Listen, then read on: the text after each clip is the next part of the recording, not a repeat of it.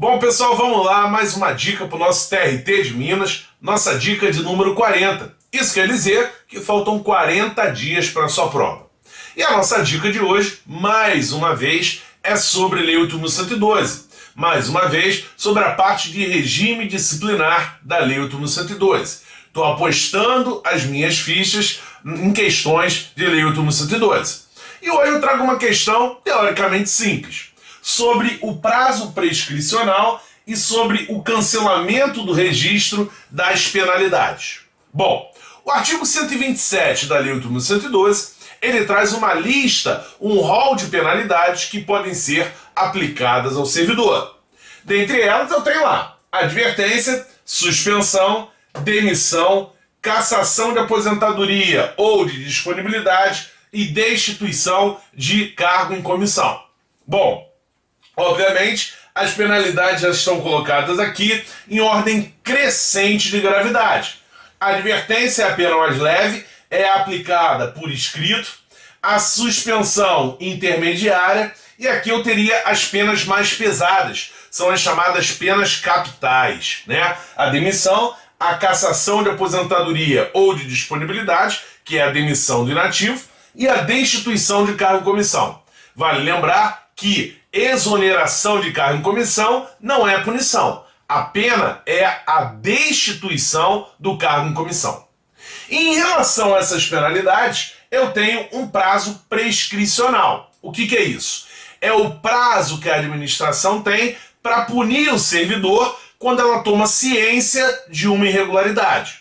Primeiro cuidado, esse prazo prescricional, ele não começa a ser contado a partir da data da infração. Não. Segundo a Lei 8.112, o prazo prescricional começa a ser contado a partir do dia em que a administração toma ciência da ocorrência da infração. E esse prazo prescricional, ele também vem crescendo conforme a gravidade da infração. Então, no que tange a advertência, esse prazo é de 180 dias. No caso da suspensão, 2 anos. No caso das demais penalidades, 5 anos. Segundo a Lei 8.112, a abertura do PAD, do Processo Administrativo Disciplinar, ou da sindicância, interrompe o prazo prescricional. Eu zero e volto a contar de novo. Além disso, se a infração for tipificada no Código Penal como crime, eu vou levar em consideração o prazo de prescrição do Código Penal. Ou seja, o prazo de prescrição no Código Penal é bem maior do que esse da Lei 8.112. Ele gira em torno de 20 anos. Então, quando a infração também for prevista no Código Penal como crime, além de uma infração administrativa, também for crime pelo Código Penal, eu sigo o prazo de prescrição lá do Código Penal, que é maior do que esses aqui da Lei 8.112. Até aí tudo bem. Quanto ao cancelamento do registro da penalidade, eu sempre falo que a Lei 8.112 ela é muito boazinha. Por quê? Em relação à advertência e à suspensão, quando o servidor se comporta direitinho, eu posso cancelar o registro dessas penalidades no seu assentamento funcional. O assentamento funcional é a carteira de trabalho do servidor, é a pasta funcional do servidor. E lá eu registro todas as ocorrências. O dia que o servidor foi nomeado, o dia que tomou posse, o dia que entrou em exercício, quando tirou férias, quando tirou licença, quando foi punido. Então, se ele se comporta bem, eu vou limpar a sua ficha funcional. Essa é a ideia do cancelamento. No caso da advertência, o prazo é de 3 anos. No caso da suspensão, 5 anos. E aqui, ó, não tem cancelamento. Por quê? Porque se o servidor foi demitido, por exemplo, ele não tem mais registro funcional. Então, como é que eu vou cancelar do registro se não há mais registro? Então, o cancelamento é só em relação à advertência e à suspensão. Vale lembrar que esse cancelamento é sem efeito retroativo. Ou seja, eu limpo a ficha do sujeito dali para frente. Não faz sentido esse cancelamento surtir efeito retroativo. Imagina, por exemplo, a pena de suspensão. Só para lembrar, ela pode ser aplicada por até 90 dias. É o prazo máximo da pena de suspensão. E a característica da suspensão é que o servidor vai ficar em casa sem receber. Ele pode ficar até 90 dias suspenso em casa sem receber. Imagina se o cancelamento tivesse efeito retroativo. No momento que eu cancelasse, ele ia ter que receber aquilo que ele deixou de receber lá atrás. Faz sentido isso? Claro que não.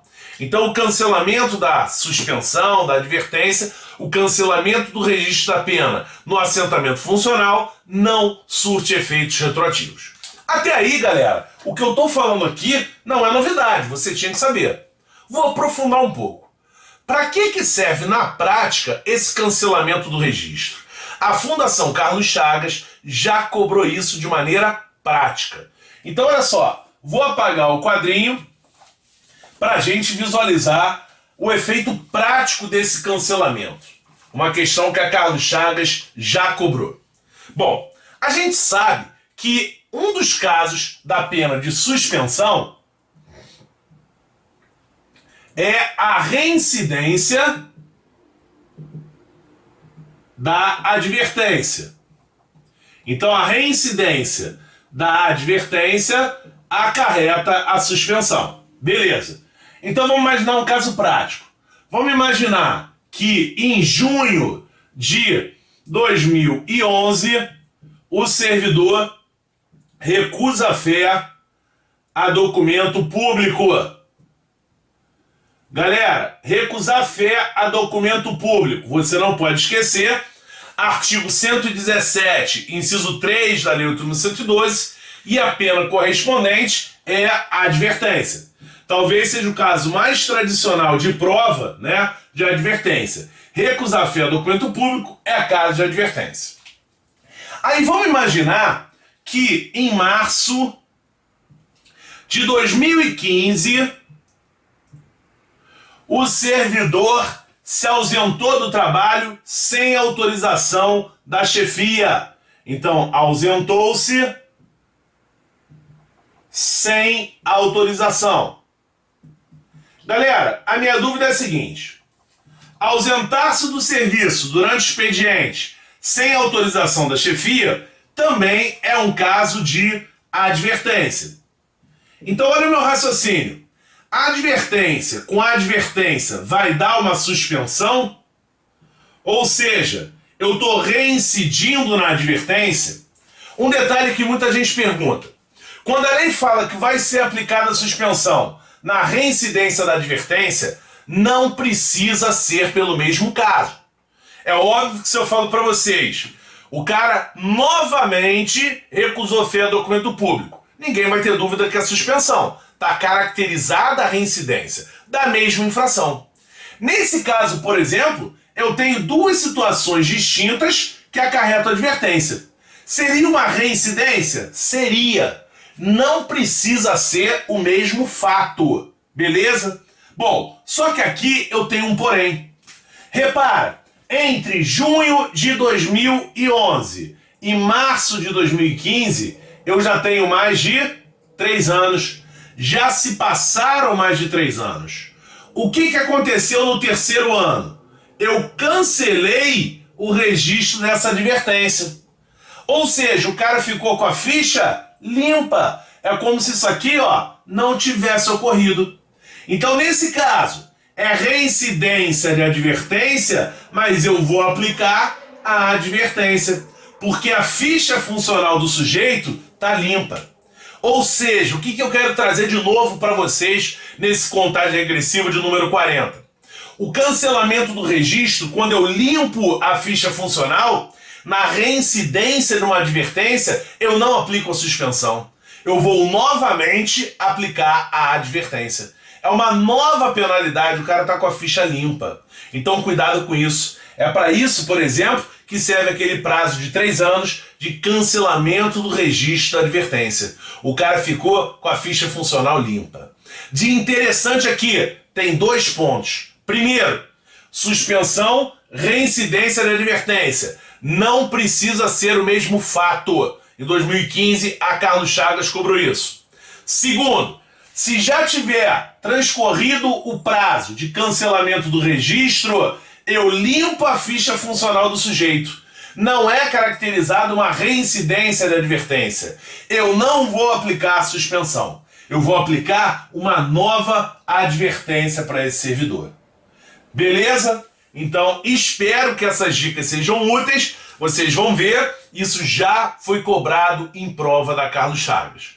Galera, paralelamente a esse projeto do contagem regressiva, não deixe de participar da nossa caminhada do pão de queijo.